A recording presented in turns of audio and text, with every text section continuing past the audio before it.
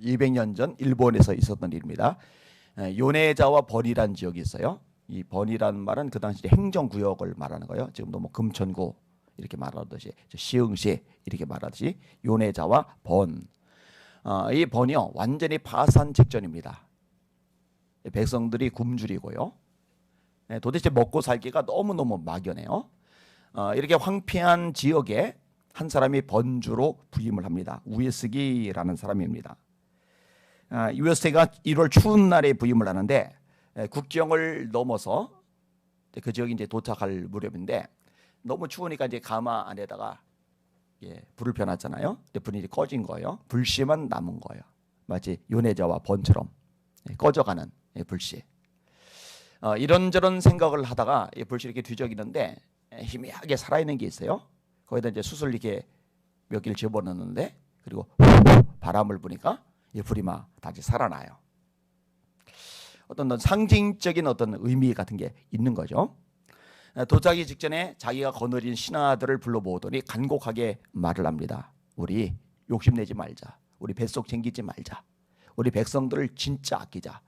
이 요네자와 번은 망하기 직전의 지역인데 이 굶주리고 비참한 상황이 굴러떨어진 백성들을 위해서 우리 한번 헌신 한번 해보자. 이 번주가 간곡하게 말하니까 신하들의 마음이 이제 움직여지는 거예요. 그리고 진짜 헌신적으로 그 지역을 위해서 일하는 정신들이 된 거예요. 시간이 지나고 나서요 완전히 달라집니다. 그래서 이제 일본에서 어떤 개혁 운동을 말할 때 요네자와 번 이야기, 우에스기라는 사람의 개혁 이야기가 많이 이렇게 언급이 돼요. 그러니까 이제 한글로도 번역이 돼서 우리나라에도 퍼졌고 제가 이제 읽을 수가 있게 되었죠. 한 사람의 헌신이라는 게 생각보다 영향이 커요. 굉장히 큽니다. 덴마크 얘기도 제가 몇 주 전에 했었잖아요. 이 덴마크는 독일과의 전쟁에서 패배해서 그나마 남아있던 비옥한 땅은 넘어가고 남겨진 땅은 황폐하고 1년에 3개월만 해가 들고 9개월 정도는 어두침침하고 햇빛이 별로 없는 땅이거든. 우리나라는 날씨가 진짜 좋은 케이스이고요. 자원도 없고 전쟁 배상금을 너무 많이 물어가지고는 나라는 쫄딱 망한 상태고 그러니까 국민들이 소망이 없으니까 술에 쩔어서 하는 거죠. 도박을 하는 거죠. 약물에 탐닉을 하는 거죠. 이제 구른투비 목사님이 소망을 가지고서 외치면서 학교운동을 시작을 하고 인재들을 배출해 나가고 그리고 각 지역에 사람들이 들어가서 나라를 바꿔나가고 덴마크가 지금 의료 시스템 세계 1위, 교육 시스템 세계 1위, 노인복지 세계 1위, 선진국 중에서도 탑이잖아요. 탑. 근데 이게 가능하게 만들었던 인물이 구른투비 목사님이에요. 목사님. 그래서 이 덴마크라는 나라의 국부라고 일컬어져요. 국부. 나라의 아버지라고 일컬어져요. 한 사람이 이렇게 중요한 거예요. 오늘 본문에도 굉장히 중요한 사람이 등장하는데 에스라입니다. 에스라는 말씀에 목숨을 건 사람이에요. 하나님의 말씀에 아주 탁월한 학사입니다. 제사장이기도 합니다. 이 마음속에 거룩한 뜻을 품었어요. 그 뜻이 뭐냐? 바벨론 포로기 70년을 마치고 유대 땅에 돌아온 백성들이 있잖아요. 이 백성들은 하나님의 말씀대로 돌아온 겁니다. 원래 바벨론의 포로로 끌려가기 전에 이 멸망을 예언했던 선지자가 예레미야잖아요. 여러분들은 여러 차례 반복해서 들었잖아요. 이 바벨론에 의한 멸망과 심판을 예언했기 때문에 미움을 지독하게 받은 거예요. 여호와여, 주께서 나를 권유하심으로 내가 그 권유를 받아 싸우며 주께서 나보다 강하사 이기셨으므로 내가 조롱거리가 되니 내가 종일토록 치욕과 모욕거리가 됨이리이다. 내가 말할 때마다 파멸과 멸망을 선포함으로 진짜 하나님의 종은 듣기 싫든 듣기 좋든 사람의 귀에 발린 소리 하진 않아요. 하나님의 말씀을 있는 그대로 전해요. 말씀에 물타면 안 된단 말이에요. 죄를 졌으니 심판받아야죠. 그 심판이 바벨론에 의한 멸망이거든요. 그러니까 내가 말할 때마다 파멸과 멸망을 선포함으로, 파멸과 멸망을 선포하니 누가 좋아요? 파멸과 멸망을 선포로 내가 종일토록 지옥과리가 됩니다. 나는 무리의 비방과 사방의 두려움을 들었나이다. 그들이 이르기를 고소하라. 우리도 고소하리라며 내 친한 벗들도 다 내가 실족하기를 기다리며 그가 혹시 유혹을 받게 되면 우리가 그를 이기어 우리 원수를 갚자나이다. 조롱, 치욕, 모욕, 비방 이게 1년 내내 전 국민들에게 끝없이 쏟아지는 거예요. 그러니 심성이 여성처럼 부드러운 예레미야 입장에서 눈물이 나죠. 너무 많이 울어서 눈물의 선지자라고 별명이 붙을 정도가 되는 거죠. 자, 이게 예레미야 20장의 내용인데 소망을 예언하는 것이 예레미야 29장이 나와요. 바벨론에서 70년이 차면 내가 너희를 돌보고 나의 선한 말을 너희에게 성취하게 하여 너희를 이 땅으로 돌아오게 하리라. 너희를 향한 나의 계획을 내가 안 하니 평안이요 재앙이 아니니라. 너희에게 미래와 희망을 주려 하는 것이리라. 결국 70년 만에 예레미야의 예언대로 예루살렘 땅에 돌아옵니다. 그 돌아온 무리들이 리더가 구약 제일 뒤에 나오는 학개 스가랴, 말라기, 시편 앞에 에스라, 느헤미야 이런 등등의 인물들이 바로 유명한 포르기 이후의 인물들이거든요. 그 중에 에스라가 굉장히 중요한 역할을 하는 거죠. 자, 70년 만에 고향 땅에 돌아오는데 이게 사실 있을 수 없는 일이에요. 그런데 하나님이 예레미야를 통한 말씀을 성취하기 위해서 바빌론을 무너뜨릴 수 없는 유대인들을 위해서 메데 파사 연합군 페르시아를 일으켜서 이 바빌론을 때려부신 거예요. 그리고 이 페르시아의 왕인 고레스, 세계사 이름 키루스를 통해서 예루살렘에 돌아올 수 있도록 고레스 칙령을 내리게 하신 거예요. 이때 감격을 노래한 시편이 그 유명한 시편 126편입니다. 여호와께서 시온의 포로를 돌리실 때에 우리는 꿈꾸는 것 같았도다. 그때 우리 입에는 웃음이 가득하고 우리 혀에는 찬양이 찼었도다. 문 나라 가운데서 말하기를 여호와께서 우리를 위하여 큰일을 행하셨다 하였도다. 여호와께서 우리를 위하여 큰일을 행하셨으니 우리는 기쁘도다. 눈물을 흘리며 씨를 뿌리는 자는 기쁨으로 거두리로다. 울며 씨를 뿌리러 나간 자는 반드시 기쁨으로 곡식단을 가지고 돌아오리로다. 이게 바로 포르기 이후에 해방을 맞은 백성들의 찬양인 거예요. 여호와께서 큰일을 행하셨어. 시온의 포로를 돌리셨어. 근데 남방 시내들처럼 아직 남아있는 포로들도 돌아오게 하여 주시옵소서. 이 내용도 시편 126편에 들어가 있죠. 그 찬양이 이런 배경 속에서 나오는 거거든요. 자, 근데 막상 들어와서 봤는데 문제가 심각한 거예요. 성은 무너졌죠. 성전은 불탔죠. 살 가옥은 없죠. 토지는 농사짓기에 어려울 만큼 황폐해졌죠.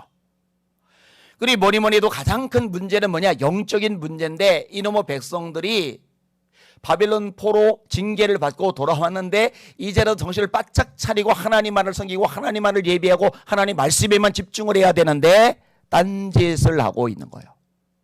아주 기초적인 율법을 어기고 있는 거예요. 그게 뭐냐? 이방 여인들과 결혼하고 자식 낳고 이걸 못 끊어내는 거예요. 제가 어제도 이 부분 다뤘잖아요. 율법에 이방 여인들하고 결혼하지 말아라. 그들이 너희의 마음을 돌려서 이방신을 섬기게 할 거다. 이 하나님의 경고거든요.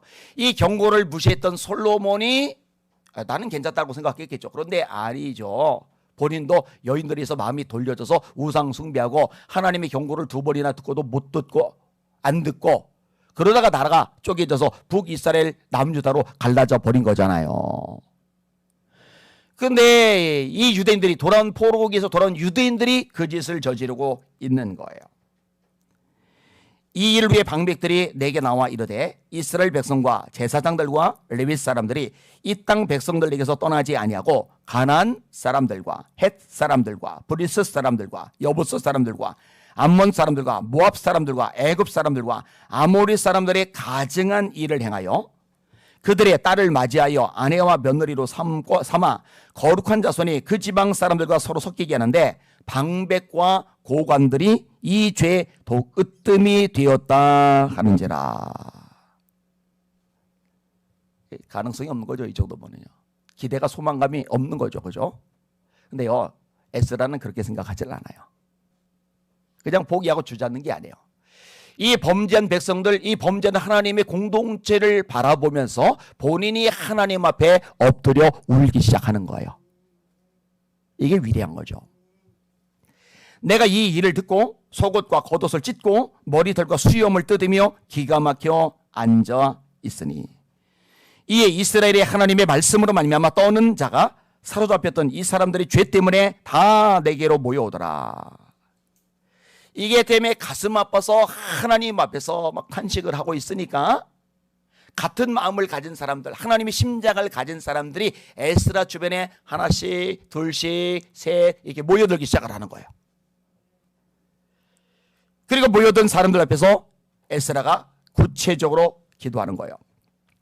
저녁 제사를 드릴 때에 내가 근심 중에 일어나서 속옷과 겉옷을 찢은 채 무릎을 꿇고 나의 하나님 여호와를 향하여 손을 들고 말하기를 나의 하나님이여 내가 부끄럽고 낯이 떳떳하여 감히 나의 하나님을 향하여 얼굴을 들지 못하오니 이는 우리 죄악이 많아 정수리 넘치고 우리 허물이 커서 하늘에 미침이니이다. 우리 조상들의 때로부터 오늘까지 우리 죄가 심하매 우리의 죄악으로 말미암아 우리와 우리 왕들과 우리 제사장들을 여러 나라 왕들의 손에 넘기사 칼에 죽으며 사로잡히며 노략을 당하며 얼굴을 부끄럽게 하심이 오늘날과 같으니이다.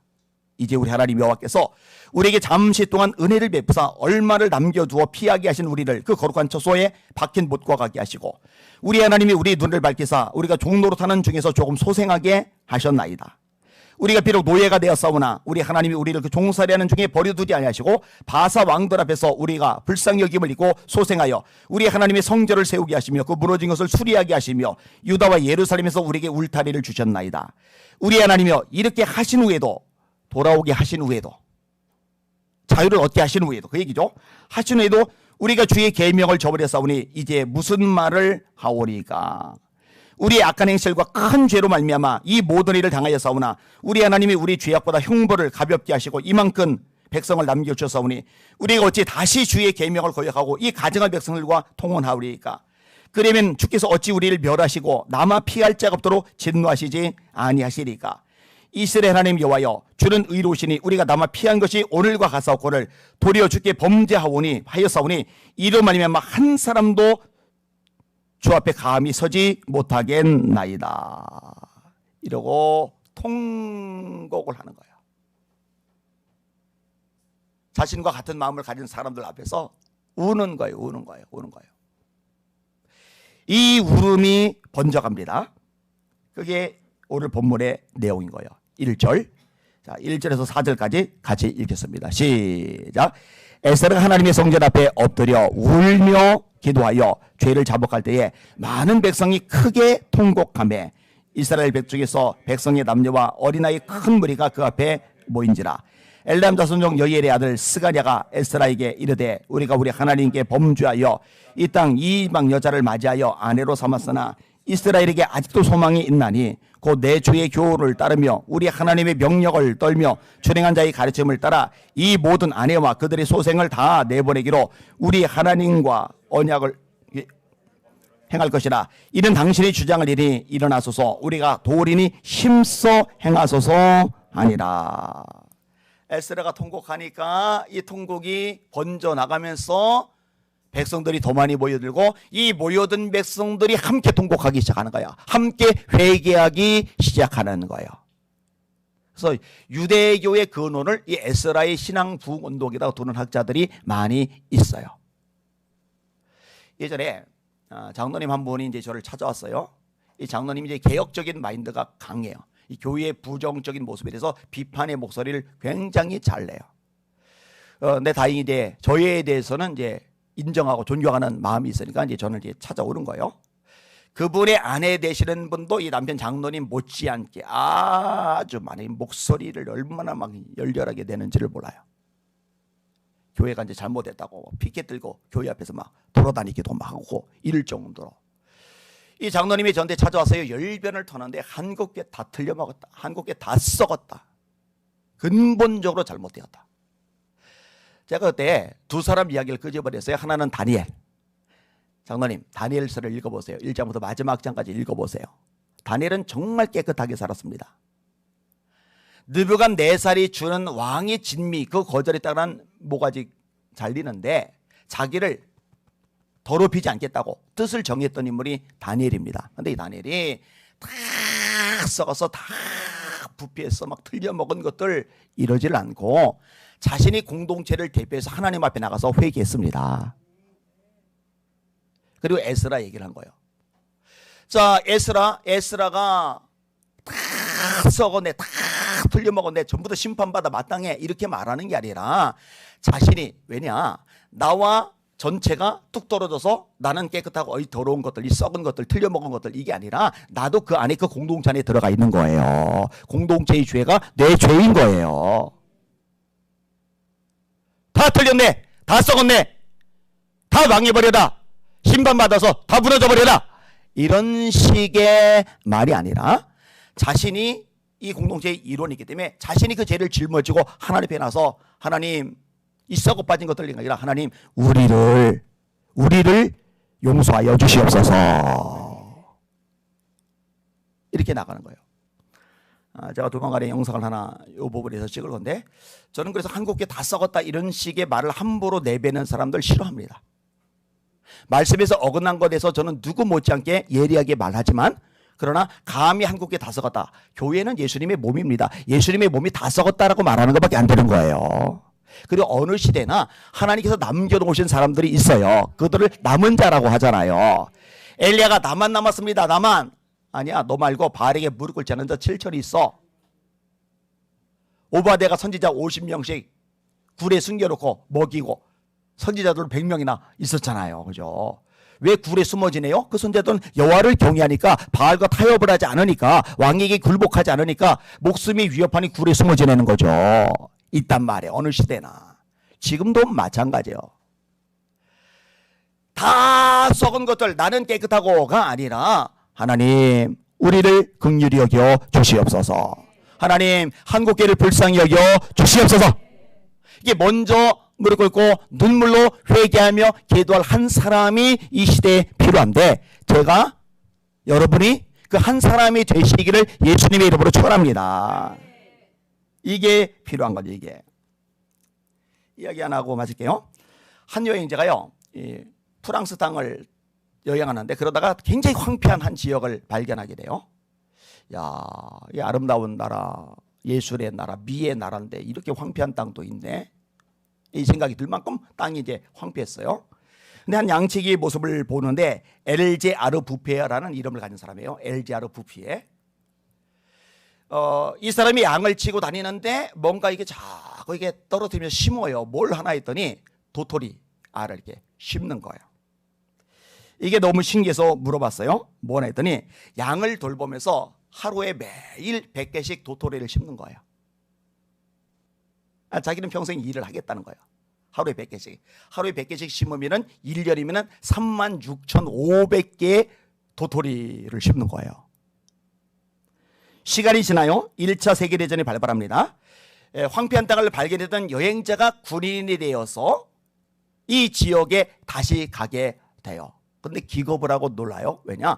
분명히 황폐했던 땅인데 얼마나 아름답게 숲이 우거졌는지 천지개벽할 만큼 지역이 달라져 버린 거예요. 그렇게 아름다울 수가 없어요. 이 지역이 세계적인 관광지가 되죠. 이게 어딘지 알아요? 프로방스입니다. 프로방스의 유래가 그래요. 그래서 이 사람 이름이 알려진 거예요. 엘제 아르 부피에. 아니 나 혼자 이 황폐한 땅에 매일 도토리 100알씩 심는다고 뭔 일이겠어?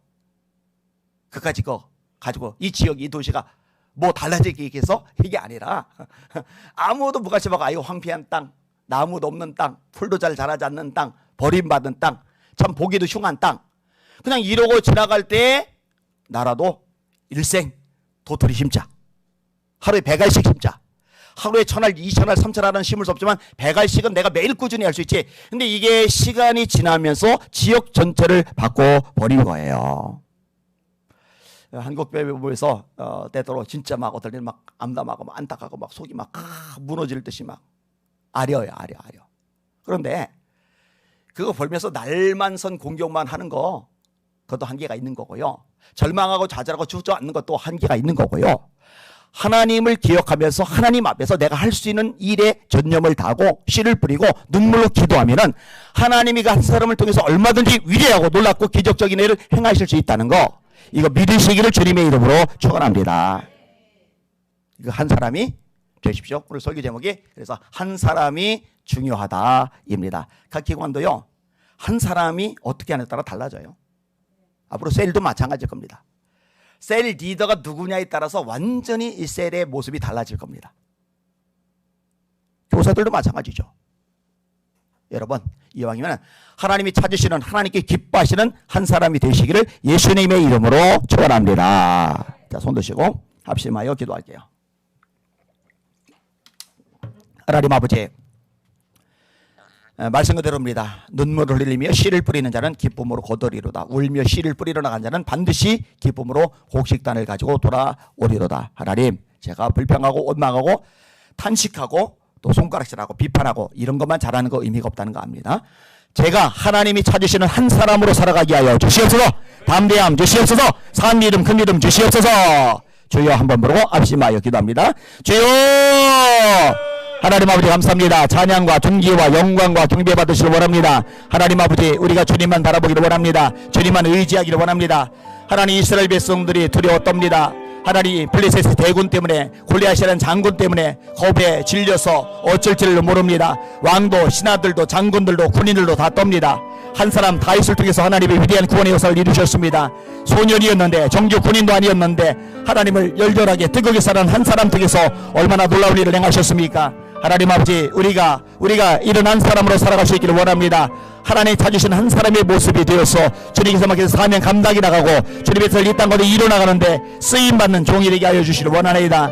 아버지 하나님 탄식만 하지 말게 하소서. 원망만 하지 말게 하소서. 비판만 하지 말게 하소서. 공격적인 발언만 하지 말게 하소서. 내가 주님 앞에 무릎 꿇고 이 나라와 민족을 위해 기도하게 하여 주시옵소서. 한국교회에서 눈물로 씨름하며 하나님 앞에 기도하게 하여 주시옵소서. 야복강가의 야곱처럼 그렇게 목숨을 걸고 씨름하며 매달려 기도하는 한 사람이 되게 하여 주시길 원하나이다. 하나님 우리 예수님의 성결교회 성도들에게 끝없이 도전합니다. 세상이 어떠든 시대가 어떠든 역사가 어떠든 문화가 어떠든 정치 권력이 어떠든 사회 문화가 어떠든 여전히 역사만물 세상 나라의 진짜 왕 통치자는 하나님이시라고 그 하나님 앞에 바로 서면은 한 사람 통해서 한 교회를 통해 대형교회가 아니더라도 한 교회를 통해서 얼마든지 나라를 한국교회를 투여볼 수 있다고요. 맞습니다. 하나님께 가능합니다. 하나님이 하실 수 있습니다. 하나님 역사하실 수 있습니다. 그 하나님을 바로 서게 하여 주시고 그 하나님 또다리 무장하게 하여 주시기 원하나이다. 에비마이더리 소이더리 케비마이더리 마이더리알라 로코르마이더리알라 이더리알라 로르마이더리 소이더리 케비모이더리 소이더리 비마이더리알라 라비아마라이더리알라 에비마이더리 케비모이더리 세비모이더리 세비모이더리 소이더리 마이카이 사이사이 소이더리알라 하나님